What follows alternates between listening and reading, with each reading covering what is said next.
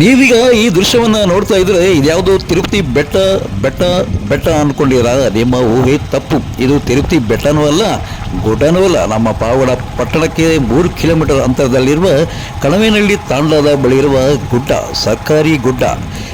ಈ ವಿಷಯ ನಾನೀಗ ಹೇಳೋದು ಏನಪ್ಪ ಅಂದರೆ, ಈ ಗುಡ್ಡವನ್ನು ಬೋಳು ಮಾಡಿ ಗುಡ್ಡವನ್ನೇ ನುಂಗುತ್ತಿದ್ದಾರೆ ರಿಯಲ್ ಎಸ್ಟೇಟ್ ಉದ್ಯಮಿಗಳು. ಅಬ್ಬಬ್ಬಾ, ಕಳೆದ 2-3 ವರ್ಷಗಳಿಂದ ಈ ಗುಡ್ಡವನ್ನು ಬೋಳು ಮಾಡುತ್ತಿದ್ದಾರೆ. ತಮಗಿಷ್ಟ ಬಂದ ಹಾಗೆ JCBಗಳಲ್ಲಿ ಈ ಒಂದು ಗುಡ್ಡವನ್ನು ಬಗೆದು ರಾತ್ರೋರಾತ್ರಿ ಮಣ್ಣನ್ನು ತಮಗೆ ಬೇಕಾದಂಥ ಗುತ್ತಿಗೆ ಕಾಮಗಾರಿಗಳಿಗೆ ಬಳಸಿಕೊಳ್ಳುತ್ತಿದ್ದಾರೆ. ಇಷ್ಟೆಲ್ಲ ಆದರೂ ತಾಲೂಕು ಆಡಳಿತ ಕಣ್ಮುಚ್ಚಿ ಕುಳಿತಿದೆ. ಒಂದು ಬೆಟ್ಟವನ್ನು ಬಗೆದು ಮಣ್ಣನ್ನೆಲ್ಲ ತೆಗೆದುಕೊಂಡು ಹೋಗ್ತಾ ಇರ್ತಕ್ಕಂಥದ್ದು. ಇದು ಎಲ್ಲಪ್ಪ ಅಂದರೆ ಪಾವಗಡ ಪಟ್ಟಣದ ಕೇವಲ 3 ಕಿಲೋಮೀಟರ್ ಅಂತರದಲ್ಲಿರುವ ಕಣವೇನಹಳ್ಳಿ ಸರ್ವೆ ನಂಬರ್ 114ರ ಒಂದು ಗೋಮಾಳ ಜಮೀನು. ಇದು 34 ಎಕರೆ ಒಂದು ಜಮೀನಿದೆ ಅಂತ ತಿಳಿದು ಬಂದಿದೆ. ನೋಡಿ, ನಮ್ಮ ಸರ್ಕಾರಗಳು ಹೇಗಿದೆಯಪ್ಪ ಅಂದರೆ, ರಾತ್ರೋರಾತ್ರಿ ಇಲ್ಲಿರ್ತಕ್ಕಂಥ ಬೆಟ್ಟವನ್ನು ಅಗೆದು ಈ ಮಣ್ಣನ್ನು ರಿಯಲ್ ಎಸ್ಟೇಟ್ ಉದ್ಯಮಿಗಳು ಅವರ ಒಂದು ಏನು ಸೈಟ್ ನಿವೇಶನಗಳನ್ನು ಪರಿವರ್ತನೆ ಮಾಡಿಕೊಳ್ಳೋದಕ್ಕೆ ಈ ಒಂದು ಮಣ್ಣನ್ನು ಸಾಗಿಸ್ತಾ ಇದ್ದಾರೆ. ನಿಜವಾಗ್ಲೂ ಇದಂತೂ ದೊಡ್ಡ ದುರಂತ. ಪಾವಗಡ ನಕ್ಸಲೀಯ ನಾಡು, ಗಡಿನಾಡು, ಬರದ ನಾಡು, ಬೆಟ್ಟ ಗುಡ್ಡಗಳ ನಾಡಾಗಿರ್ತಕ್ಕಂಥ ಪಾವಗಡ ಮುಂದೊಂದು ದಿನ ಇದೇ ರೀತಿಯಾದರೆ ಈ ಒಂದು ಬೆಟ್ಟ ಗುಡ್ಡಗಳೇ ನಮಗೆ ಸಿಗೋದಿಲ್ಲ.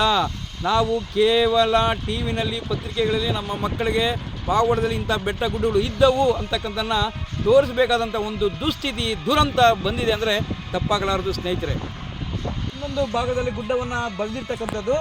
ಈಗಾಗಲೇ ಆ ಗುಡ್ಡವನ್ನು ಬಗೆದು ಪೂರ್ತಿ ಒಂದು ದೊಡ್ಡ ಗುಂಡಿ ಆಕಾರದಲ್ಲಿ, ಕೆರೆ ಆಕಾರದಲ್ಲಿ ನಿರ್ಮಾಣ ಆಗಿದೆ. ಈ ಒಂದು ಮಳೆ ಬಂದರೆ ಇಲ್ಲಿ ನೀರು ನಿಂತ್ಕೊಳ್ಳುವಂಥ ಒಂದು ಸಂಭವ ಇದೆ. ಒಂದು ವೇಳೆ ಏನಾದರೂ ಕುರಿ, ಮೇಕೆ, ಹಸುಗಳನ್ನ ಸಾಕಿರ್ತಕ್ಕಂಥವ್ರು ಬಂದರೆ ಆ ದೇವರೇ ಗತಿ. ಇನ್ನೊಂದು ವಿಚಾರ ಏನಪ್ಪ ಅಂದರೆ, ಈ ಜಾಗದಲ್ಲಿ ಕೆಲ ಸರ್ಕಾರಿ ಇಲಾಖೆಗೆ ಕಟ್ಟಡಗಳ ನಿರ್ಮಾಣ ಮಾಡಲಿಕ್ಕೆ ಈ ಒಂದು ಜಾಗವನ್ನು ಕಾಯ್ದಿರಿಸಲಾಗಿದೆಯಂತೆ. ಪಾವಗಡಕ್ಕೆ 4 ಕಿಲೋಮೀಟರ್ ದೂರದಲ್ಲಿ ಈ ಒಂದು ಸರ್ಕಾರಿ ಕಟ್ಟಡಗಳನ್ನು ಕಟ್ಟಿದ್ರೆ ಬರ್ತಕ್ಕಂಥವ್ರು ಏನಂದರೆ ಫಲಾನುಭವಿಗಳು ಇಲಾಖೆಗೆ ಬಂದು ತಮ್ಮ ಕಾರ್ಯಗಳನ್ನು ಮಾಡಿಕೊಳ್ಳಿಕ್ಕೆ ಸಾಧ್ಯವಾಗುತ್ತಾ? ನೀವೇ ಯೋಚನೆ ಮಾಡಬೇಕಾಗುತ್ತೆ. ದಯವಿಟ್ಟು ಈ ಒಂದು ಬೆಟ್ಟವನ್ನು ಬಗೆಯೋದನ್ನು ನಿಲ್ಲಿಸಬೇಕು. ಜಿಲ್ಲಾಧಿಕಾರಿಗಳು ಇದನ್ನು ಗಮನ ಹರಿಸಲೇಬೇಕು. ಈಗಾಗಲೇ ಏನು ಈ ಒಂದು ಪೂರ್ತಿ ಗುಡ್ಡವನ್ನು ಬಗೆದಿದ್ದಾರೆ. ಈ ಒಂದು ಗುಡ್ಡ ಬಗೆದಿರಿಂದ ಸುಮಾರು 100,000 ಗಿಡಗಳು ಕೆಳಗಡೆ ಬಿದ್ದಿದ್ದಾವೆ. ಪರಿಸರ ನಾಶ ಆಗಿದೆ.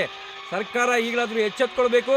ಜಿಲ್ಲಾಧಿಕಾರಿಗಳು, ಸಂಬಂಧಪಟ್ಟಂಥ ಕಂದಾಯ ಇಲಾಖೆಯ ಸಚಿವರು ಸಮೇತ ಈ ಒಂದು ಪಾವಗಡ ಪಟ್ಟಣದಲ್ಲಿ ಬೆಟ್ಟವನ್ನು ಬಗೆದಿರ್ತಕ್ಕಂಥ ದೃಶ್ಯವನ್ನು ತಾವು ನೋಡಬೇಕು. ಇದಕ್ಕೆ ಸಂಬಂಧಪಟ್ಟ ವಿರುದ್ಧ ಕಠಿಣ ಕ್ರಮ ಜರುಗಿಸಬೇಕಂತ ಹೇಳ್ಬಿಟ್ಟು ಪಾವಗಡದ ಪಟ್ಟಣದ ಪರಿಸರವಾದಿಗಳು ಸರ್ಕಾರವನ್ನು ಒತ್ತಾಯ ಮಾಡ್ತಾ ಇದ್ದಾರೆ. ತಾವೀಗ ಗಮನಿಸ್ತಾ ಇರ್ಬೋದು, ಇದೇ ಒಂದು ಗುಡ್ಡದ ಪಕ್ಕದಲ್ಲಿ 2018-19ನೇ ಸಾಲಿನಲ್ಲಿ ಸುಮಾರು 1,99,00,000 ವೆಚ್ಚದಲ್ಲಿ ಅಲ್ಪಸಂಖ್ಯಾತ ಮೆಟ್ರಿಕ್ ಪೂರ್ವ ಬಾಲಕಿಯರ ವಿದ್ಯಾರ್ಥಿ ನಿಲಯವನ್ನು ನಿರ್ಮಾಣ ಮಾಡಿದ್ದಾರೆ. ಈಗಾಗಲೇ ನಿರ್ಮಾಣ ಮಾಡಿ ಬಹುಶಃ 4 ವರ್ಷಗಳಾಗಿದೆ. ಈ ಒಂದು ವಿದ್ಯಾರ್ಥಿ ನಿಲಯ ಪ್ರಾರಂಭ ಆಗಿಲ್ಲ. ಅಂದರೆ ಹೆಸರಿಗಷ್ಟೇ ಪ್ರಾರಂಭ ಆಗಿದೆ, ಬಟ್ ಯಾವುದೇ ವಿದ್ಯಾರ್ಥಿಗಳು ಇಲ್ಲ. ಒಂದು ವೇಳೆ ಇಲ್ಲ ಏನಾದರೂ ವಿದ್ಯಾರ್ಥಿನಿಯರು ಬಂದು ವಾಸ ಮಾಡಿದ್ರೆ, ವಸತಿ ನಿಲಯ ಪ್ರಾರಂಭ ಮಾಡಿದ್ರೆ, ತಾವು ನೋಡ್ತಾ ಇರ್ಬೋದು ಗುಡ್ಡ, ಈ ಒಂದು ಗುಡ್ಡ ಒಂದು ವೇಳೆ ಏನಾದರೂ ಕುಸಿದರೆ, ವಸತಿ ನಿಲಯದ ಮೇಲೆ ಕುಸಿದರೆ ಮುಂದಿನ ಪರಿಣಾಮ ಊಹೆ ಮಾಡೋಕ್ಕೂ ಅಸಾಧ್ಯ. ಗುಡ್ಡದ ಪಕ್ಕದಲ್ಲೇ ಈ ಒಂದು ಅವೈಜ್ಞಾನಿಕವಾಗಿ ಇಲ್ಲಿ ಅಲ್ಪಸಂಖ್ಯಾತರ ಮೆಟ್ರಿಕ್ ಪೂರ್ವ ಬಾಲಕಿಯರ ವಿದ್ಯಾರ್ಥಿ ನಿಲಯವನ್ನು ನಿರ್ಮಾಣ ಮಾಡಿದ್ದಾರೆ.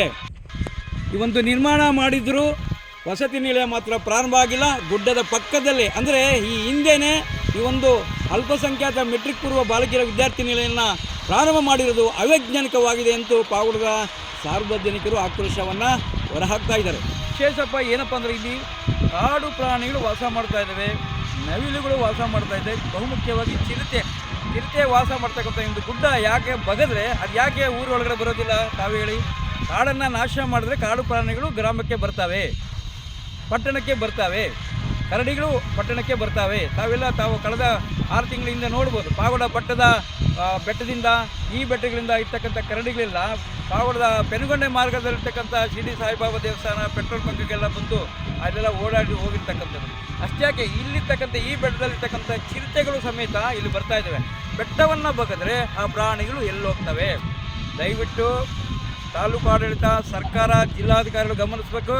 ನಾವೆಲ್ಲರೂ ಈ ಒಂದು ಸ್ಥಳ ತನಿಖೆ ಮಾಡಬೇಕು. ಎಷ್ಟೊಂದು ಬೆಟ್ಟವನ್ನು ಬಗೆದಿದ್ದಾರೆ. ಈಗ ಸಂಬಂಧಪಟ್ಟವರು ಯಾರು ಬೆಟ್ಟವನ್ನು ಬಗ್ದಿದ್ದಾರೆ ಅಂಥವ್ರ ವಿರುದ್ಧ ಕ್ರಿಮಿನಲ್ ಕೇಸು ದಾಖಲಿಸಬೇಕು ಅಂತಕ್ಕಂಥದ್ದು ಒಂದು ಪಾವಗಡದ ಪರಿಸರ ಪ್ರೇಮಿಗಳ ಒತ್ತಾಯವಾಗಿದೆ. ಕಲ್ಮೇನಹಳ್ಳಿ ಏನು ಗುಟ್ಟ ಇದೆಯಲ್ಲ ಎಲ್ಲ ಬಗಿತಾ ಇದ್ದಾರೆ, ಅಗಿತಾ ಇದ್ದಾರೆ. ಆ ಗುಡ್ಡದಲ್ಲಿ ಏನೋ ವಿಶೇಷ ಒಂದು ದೇವಸ್ಥಾನ ಇದೆ ಅಂತ ಗೊತ್ತಾಯಿತು. ಯಾವ ದೇವಸ್ಥಾನ ಸ್ವಾಮಿ ಇಲ್ಲಿದ್ದು? ರಂಗನಾಥಸ್ವಾಮಿ ಇತ್ತಲ್ಲಿ. ಬೆಟ್ಟ ಕೀಳೋದಕ್ಕೆ ನಾವು ಇವಾಗ ಅಗಸರಕುಂಟೆಯಲ್ಲಿ ಗುಡಿ ಕಟ್ಟಿದ್ದೀವಿ.